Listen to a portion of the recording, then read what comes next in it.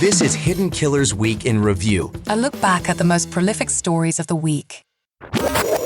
This is the Hidden Killers podcast with Tony Brueski. Featuring retired FBI Special Agent Jennifer Coffindaffer.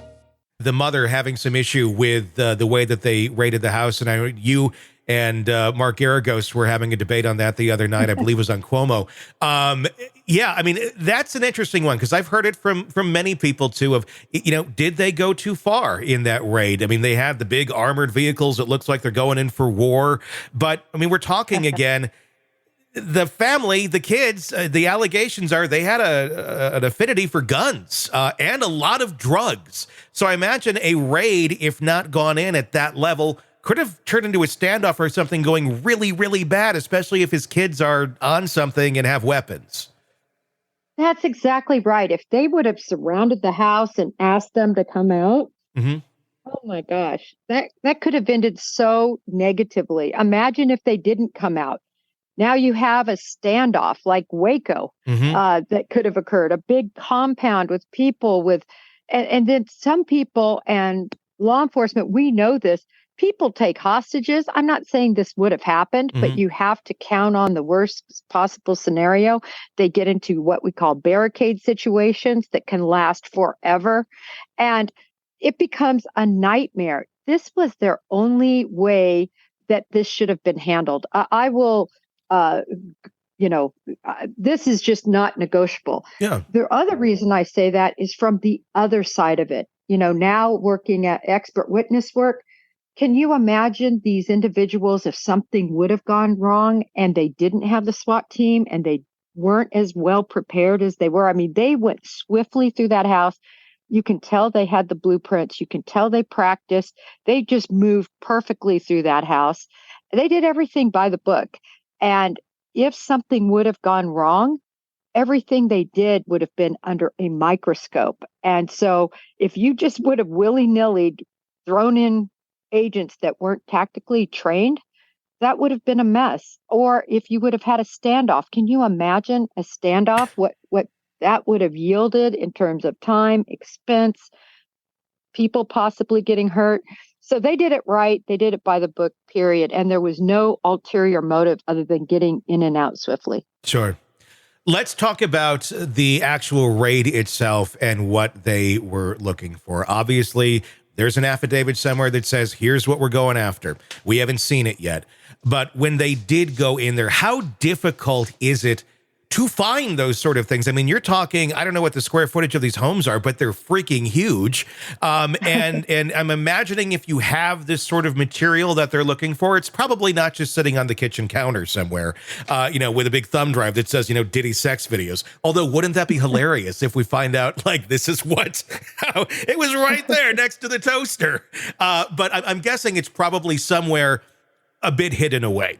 How do you go into something like that and effectively find it? Obviously, a lot of things get torn up, but is that just it? It's kind of like just start ripping things apart and keep looking, or do they have some information going in as to it's probably in this bedroom or it's probably here or there?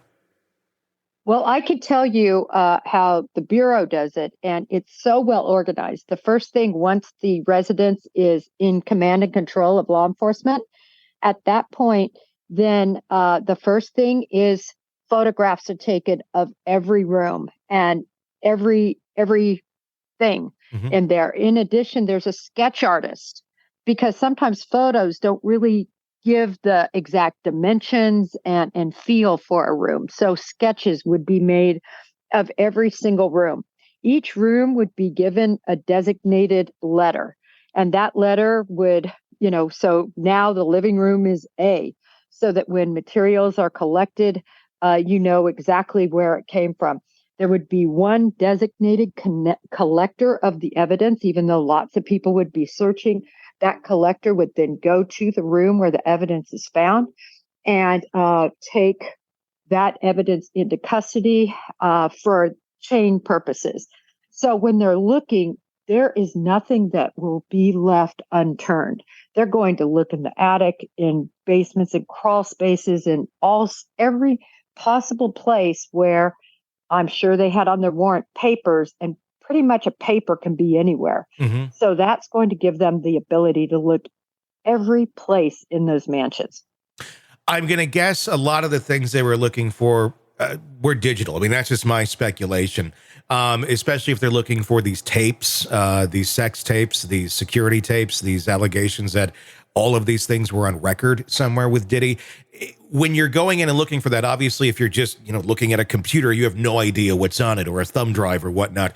Do you just basically go in and then take every piece of electronic equipment that would be holding that or potentially holding that sort of material to go and review?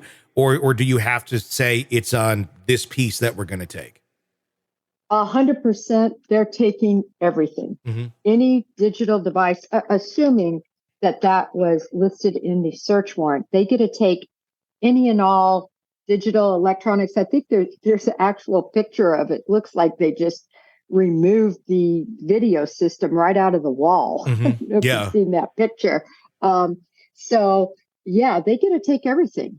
And they'll sort it out later.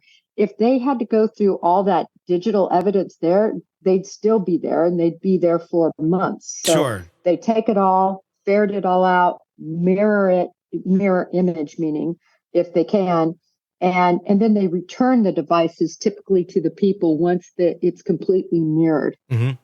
Sick of the ads? We are too. Start listening with no commercials now and get access to all of our episodes in advance of everyone else. Become a True Crime Today Premium Plus subscriber on Apple Podcasts. Search True Crime Today Premium Plus on Apple Podcasts or go to our podcast page and sign up now. True Crime Today Premium Plus. Sign up now.